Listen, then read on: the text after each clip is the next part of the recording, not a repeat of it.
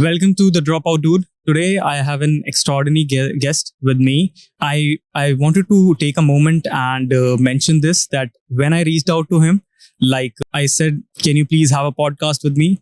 And then he said, let's do it, bro. Like I was expecting a lot of things that share your details, what kind of podcast it is. I just texted him, emailed him, and he said, let's do it, bro. So I wanted to say thank you, Zoheb, for doing this because this is the second episode of Dropout Podcast and I'm just starting. And thank you again for. You're welcome, man. You're welcome. Okay. So now I wanted to start with something that everyone can relate to. Okay. So starting from zero. Okay. So, everyone that has that fire, that hunger for success. Okay. For me, my hard work, success, and the ambition that I had, it comes from my family situation. Okay. And I used to see my father work a lot. Like he used to sacrifice a lot for us. Okay. So he is the reason I have this ambition to get him, out of these family situation and financial crunches.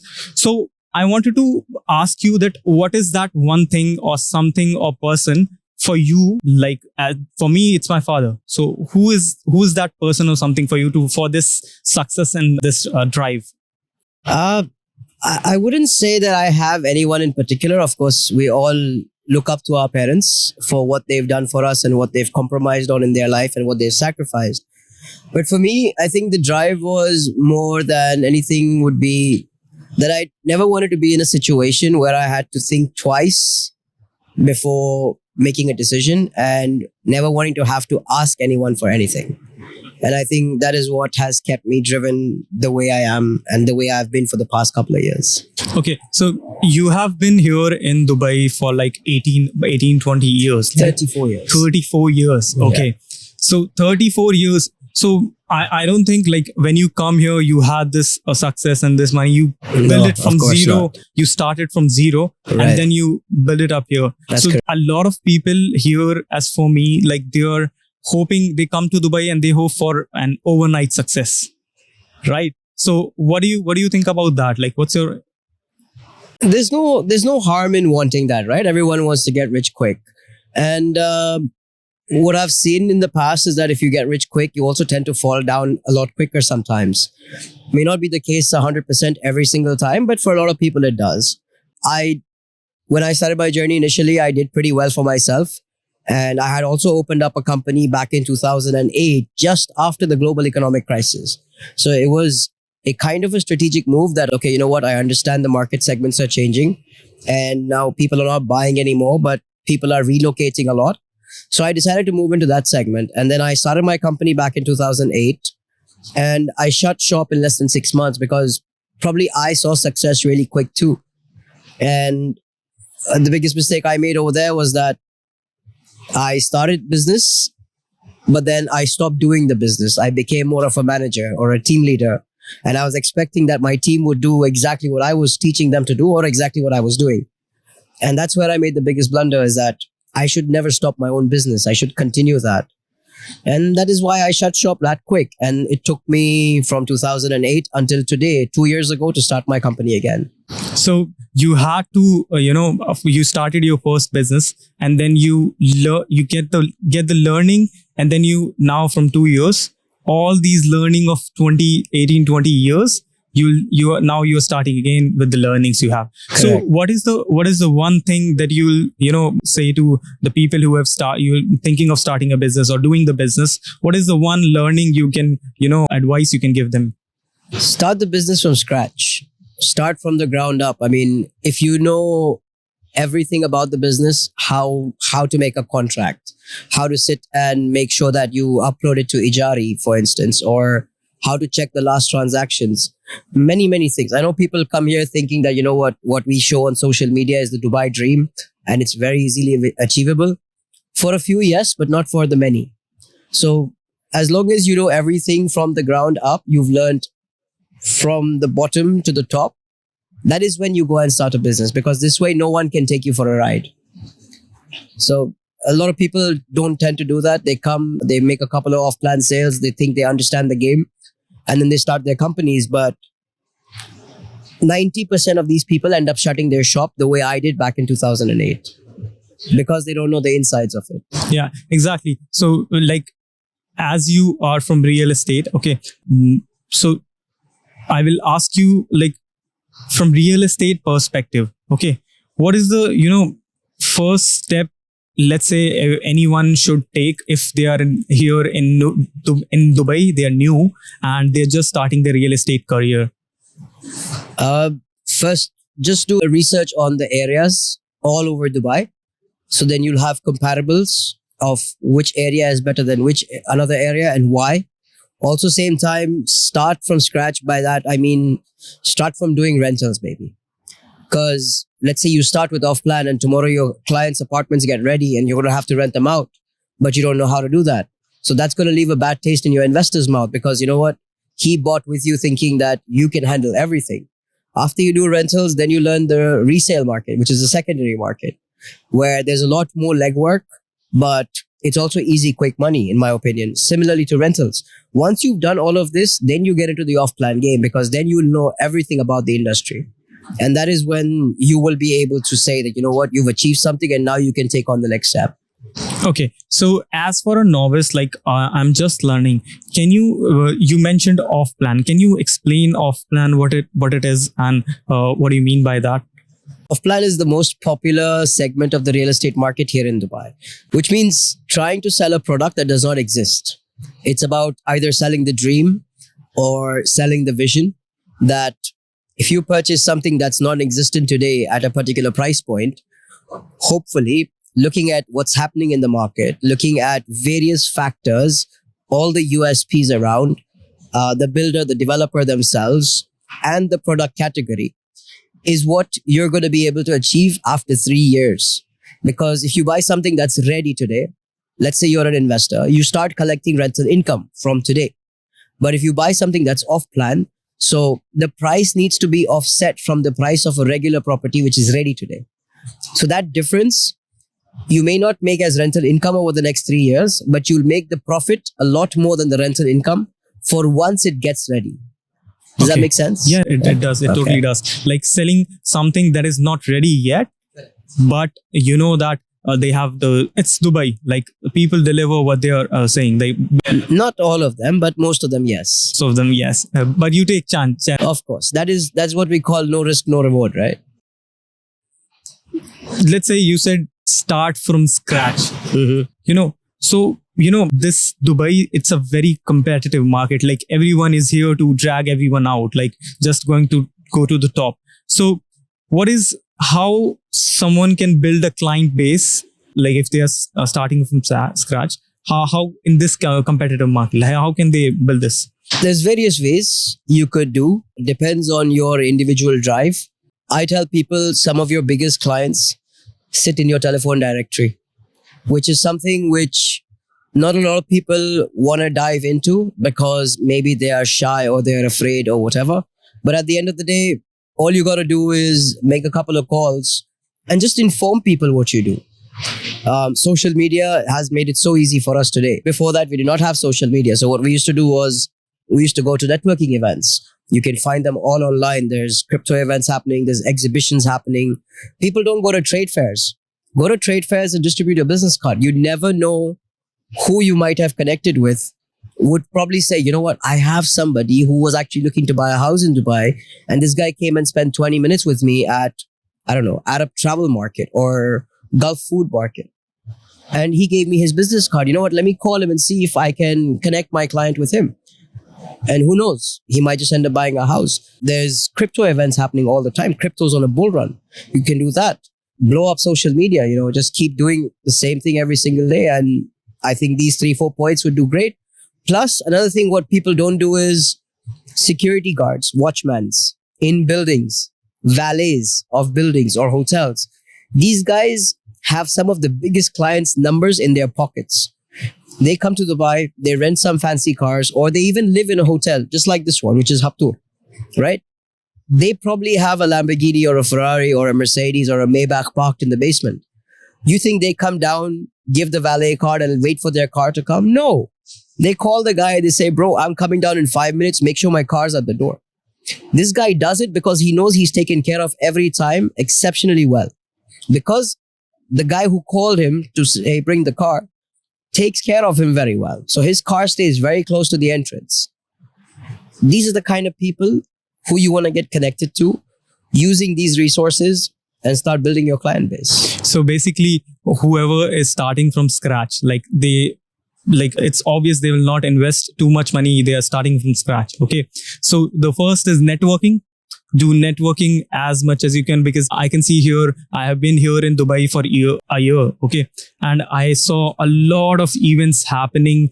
Like every month there is 2-3 events of different kinds. Okay. And the people that you meet there, okay, so you can network. The first thing is this. And the second thing that you just mentioned, it is like out of the box, right? Because people don't sit, and the most common places you will find the guy who will maybe buy a property. So the first thing is networking. And the second thing is like reach out to people who have access to these people. Exactly. Reach out to whoever you can. You never know who might connect you. In real estate, when we wake up tomorrow, we don't know where our next deal is coming from. But unless and until we don't throw 50 stones in the air, nothing is going to hit anyone. What I mean by that is going out and reaching out to all different sources. Maybe you could come one day, sit here, have a cup of coffee, and chit chat to the bartender. The bartender might like you or may not like you. If he likes you, he'll find out what you do. Once he finds out what you do, he's going to pinpoint you out to the people who have money over here. I mean, there's a guy sitting over there at 11:30 in the morning smoking his shisha and enjoying himself.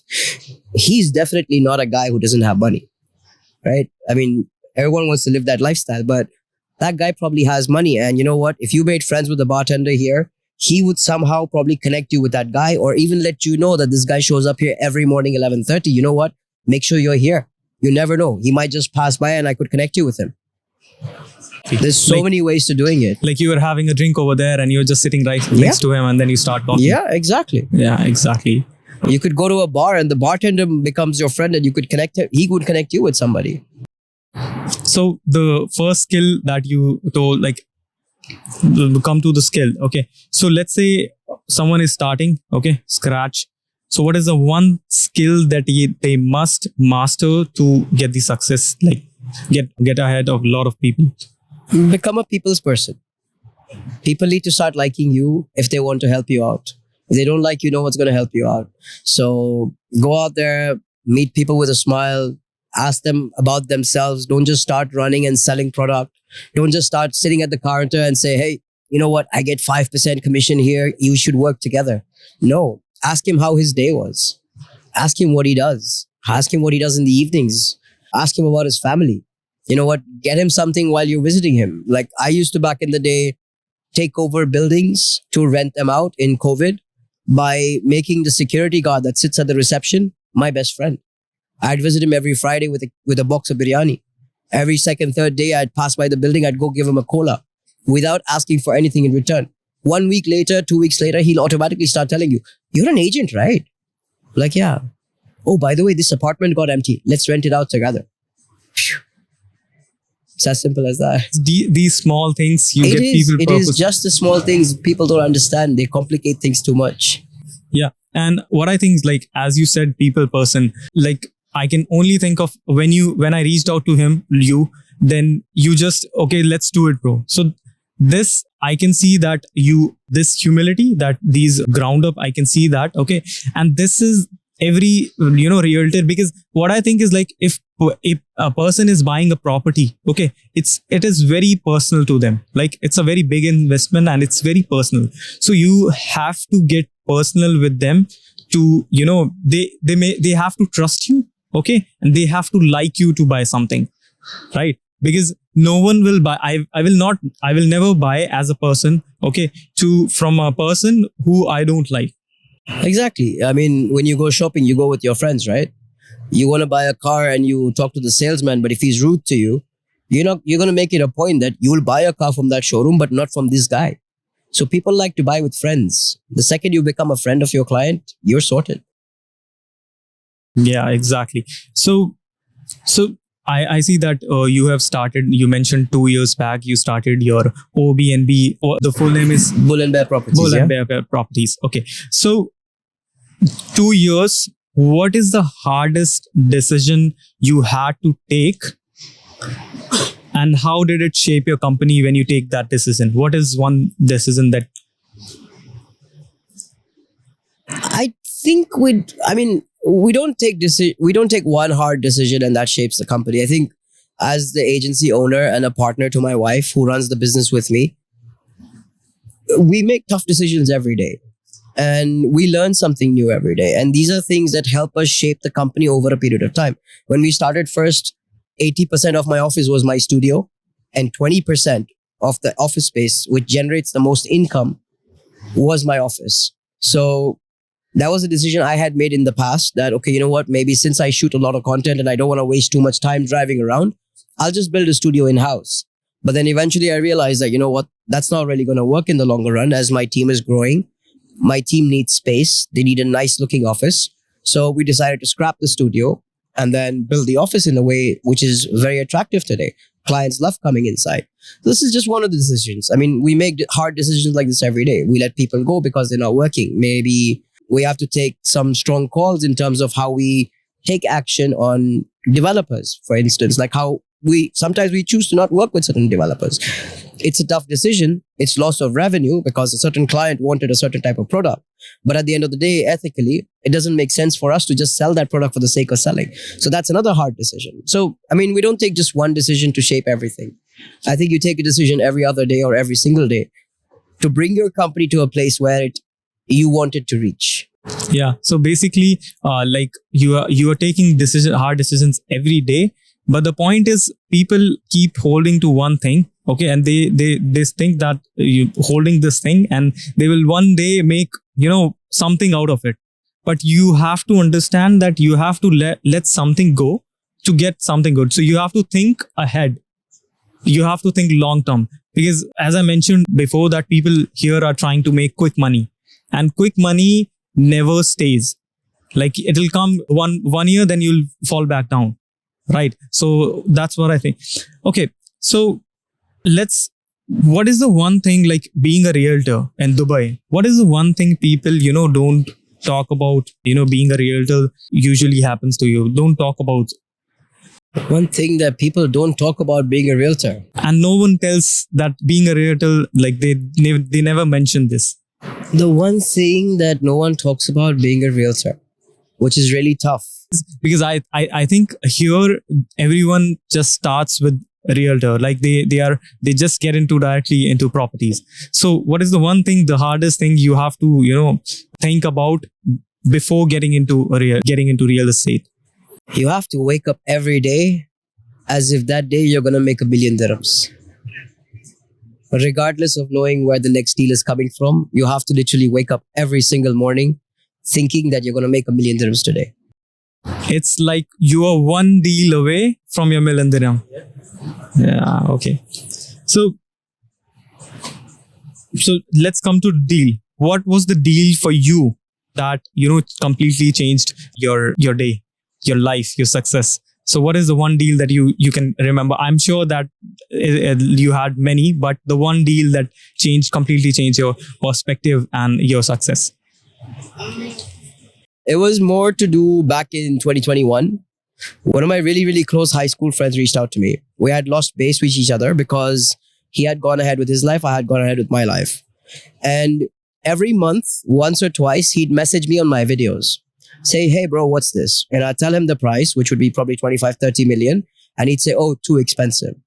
Second month, the same thing. He'd ask me, what's the price? I'd say about 27 million. Oh, too expensive. Third month, he messages me and he's like, listen, can we catch a cup of coffee? I want to ask you about a property here. So he comes over at 11:30 at night. We catch up like we were back to square one, like we were best friends. And we had a conversation for about an hour. It was 11:30, so I couldn't really show him the property, but I showed him the community from outside. And the second he dropped me back home, he's like, you know what, bro? Let's buy 10 units over here. And I was a little shocked because I was like, didn't you just say you wanted to buy one? He's like, yeah, but I don't like doing all this follow-up with individual tenants and this and that. I'll just buy 10. I go once a year. I talk to everyone and I get done with it. I said, that's not the way to work. We can buy multiple, but we'll buy 5 and we'll distribute your asset classes in different areas. And that was the one game changer for me, because after that day till today, his portfolio is probably north of 175 million with me. So that is the one deal, because you never know who you might reach out to and who someone reach out to you, and that just completely change your life. So considering this, what is the one thing that you had, if you know that you changed differently when you started your career, what is the one thing that you changed you think you have done differently or some another way, and you have started with something different? I started with the same way which everyone does, which is get into an office, get a cold calling sheet, and start cold calling people and the database. The thing I think I did different was when these kids from K9 approached me, Fahad and Majdi, I'm sure you all must have seen them on social media. They approached me back in 2021, I think, and they said, you know what, we need you to get onto TikTok. Now, they reached out to me particularly because I used to upload a lot of stories on my Instagram at that time. So TikTok was just recently announced and Instagram had introduced stories. So I thought stories was a nice way to reach out to people or let people see what I do. When they saw that I used to post about 15 to 20 stories every single day back in 2020, 2021, just showcasing projects that I liked and why I was selecting a particular specification of unit and putting it out there for the world to see, and hopefully someone will reach out to me. So when these guys reached out to me, they said, we want you on TikTok. And I was a guy who was always ready to try something new because I did that with my Instagram stories. And my first reaction to them was, boss, TikTok is for kids to dance on. But they were persistent. They kept pushing me. And I said, okay, you know what? I'll set up a budget for 6-7 months because they were not cheap. So I'll set up a budget for 6-7 months, pull the money aside. And I started, and I've never looked back. So that was like the one thing that we did differently. Yeah. So you wish you had started a little bit early? I not really wish that I had started a little bit early, because you know what? It's okay. And like I said, I did something different back in the day. Maybe something new comes up, I'll definitely jump onto that. So it's what I think is like for content. I am thinking for starting a content like a podcast, and now I got the chance. But it's never too late to start anything, because you think that now podcasts are doing, everyone is doing podcast, and the Instagram reels are too competitive. TikTok, everyone is doing TikTok. Everyone is doing, then there might be something in that, right? Plus, competition is never going to stop or slow down. The population is only growing. More and more younger people will keep coming into the industry. You are going to have to fight with the newest person on the block, and they might come with a much newer, better idea than yours. And you know what? It's okay. As long as you keep updating yourself and you keep going aggressively at it, I think you should be all right. So what is the one piece of advice to someone? This will, work for me as well. Okay, I'm asking for you. I'm asking for myself. So who's feeling stuck in their career? They might be doing real estate, marketing, they're starting a business, they feel stuck. So what do you give advice from your experience? One question which is asked all the time. Frankly, there is no secret sauce. There is no secret sauce. Yes, sometimes you get lucky early. Sometimes it takes forever. But the whole concept is that if you can still get up, dress up, and show up on your worst fucking day, I think you should be okay. Because that just shows your drive. And maybe your business will click in the first 1 year. It might click in 5 years. It might take 20 years. But one fine day it'll click, because you know what? You are putting in the grind every single day, and there are people watching. One fine day, the right person will be watching you, and then the things will start taking shape. I can really, this got me chills, because I can really relate to this. Back in India, I was working for 4 years for 10, 15, 20,000 rupees. And I'm doing it. And then one day someone reached out to me, and then within 2 months, I was here in Dubai. There you go, man. See, this is the one thing people don't understand. you're not seeing the success right now, or you're grinding every day. But the point is, never give up. Like you have to keep working. You don't know one opportunity or a person who might reach out to you, or you reach out to them, that can change your whole career. And it might sound easy to say, and I live through it every single day for various reasons. But I realized that if you are going to be a little bit sad or a little depressed or not in the mood, but if you're going to be sitting at home on your bed in those shorts or in your t-shirt that you sleep in, that's not going to help change your mindset. It's not going to help change your vision or your opinion, because you're still stuck at home. If you put on your fresh clothes, take a shower, get out, just go to the mall. It'll just help refresh your mind. It'll just help you feel a little better. Go to the pool. Go meet some people. Grab a cup of coffee. Call your friends. You don't have friends? I don't know. Go onto Facebook and start browsing different groups and put in some comments. Networking events. Whatever it may take. Just get out of the house. I think that is the toughest thing to do when you are not in the mood. But once you've done that, you start realizing slowly that everything can be taken care of very easily. So like what I get from this, like networking, this is the most important thing, that you have to, meet people and go out there and show up. So this is the one thing that you have to do, because if you don't meet people, you'll not get the opportunity and you'll not talk to people. Correct. But also bear in mind, when you are nobody wants to network with you, right? Majority of the times you'll go to networking events where there is a whole bunch of nobodies. But if they start seeing you at multiple events, you will start building a connection. You will never find someone in your first event. Impossible.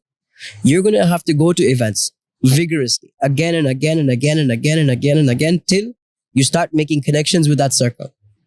That circle is going to help you build better connections, because somebody will have somebody in their phone that could use the service that you provide. And that'll only happen after 5, 7, 8, 10 different meets. And it might not happen after 10, but the point is to show up every single time and they see you. Because in sales, and if you see in sales that you have to be on, because right now the attention span is very low of the people, then you have to show up every single time in their feed. You are going into network events, so you have to show up so that they remember. Because one time people, if you're nobody, no one will remember you. Correct. And you have to basically show them, right, what you're made of. Let's say I have people reach out to me every day on my Instagram. I have this art gallery. I'm selling art. Can you please talk to your clients about it? The first time, I'm not going to give him face, because you know what? I see his page. Maybe he's got 50 followers, 2 posts. I'm going to be like, if I connect him with any of my clients, is he going to be able to provide them the service that they're actually looking for?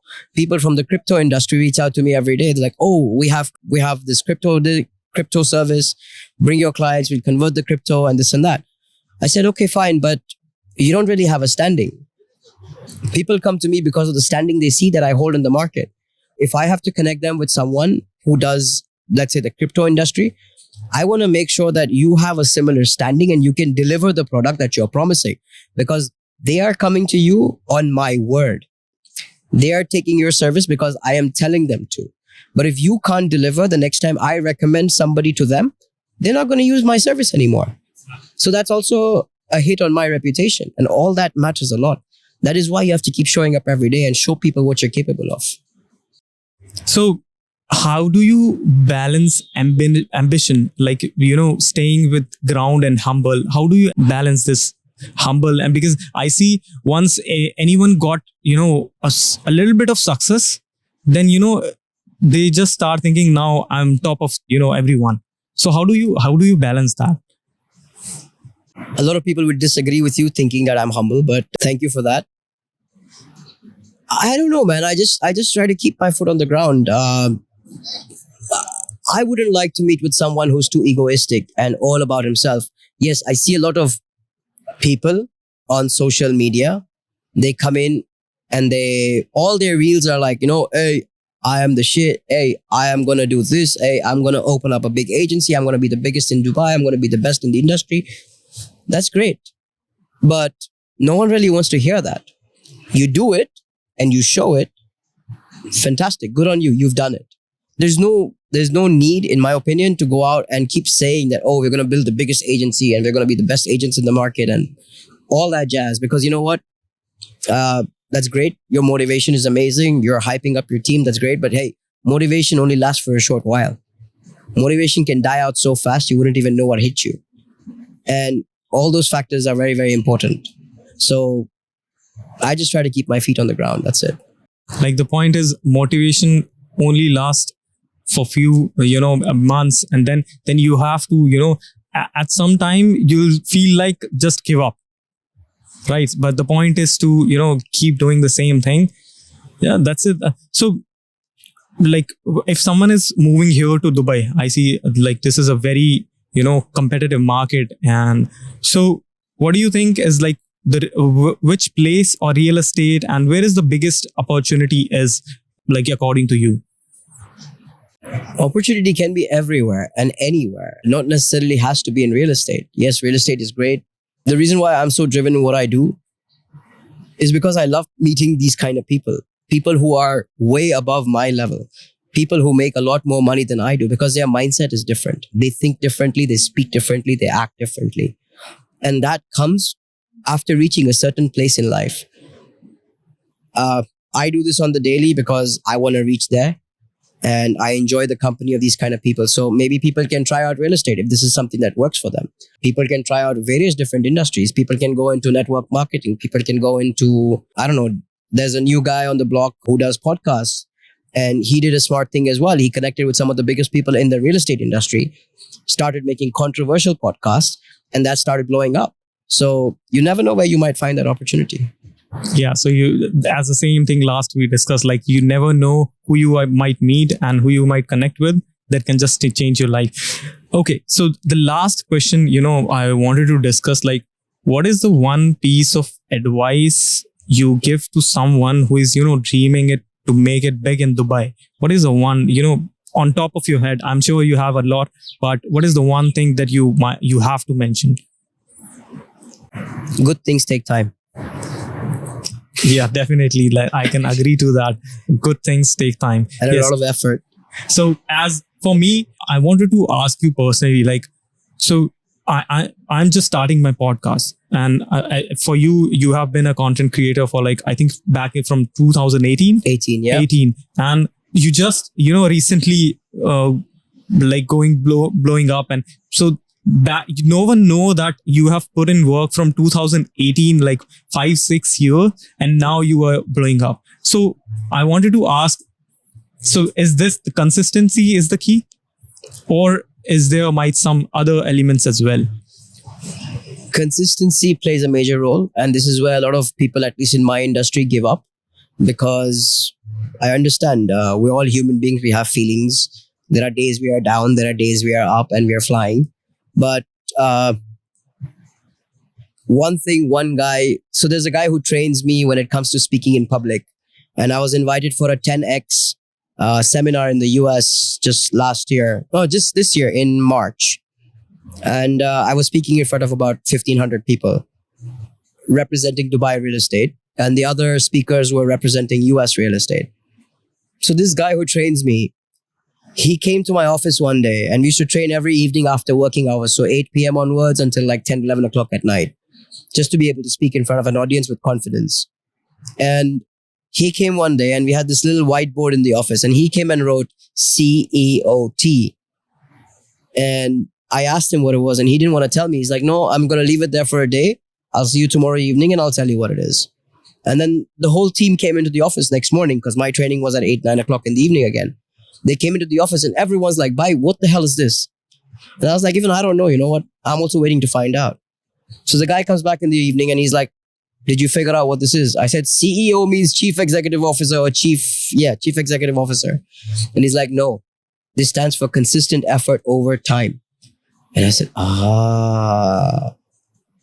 So like the last thing is like consistency, and it takes time for everyone to grow.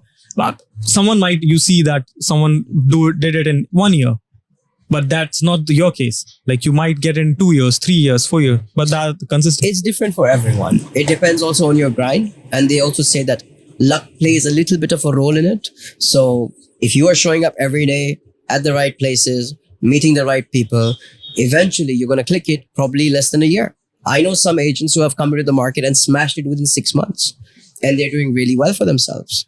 And I'm really happy that they are. And I've seen some agents who've been in the market for 20 years doing the same thing again and again and again and again. But just consistent effort over time doesn't only mean just putting in the effort. It also means figuring out new creative ways that I've shared a little bit earlier on the podcast, right? These are things that you take home, think about it, and then you see how I can implement it best my way. Yeah, exactly. Thank you, Zoheb, for coming to a Nobody's podcast, and I'm very, very thankful for No you. problem, bro. Thank you so much for having me. Thank you so much. Pleasure. Thank you.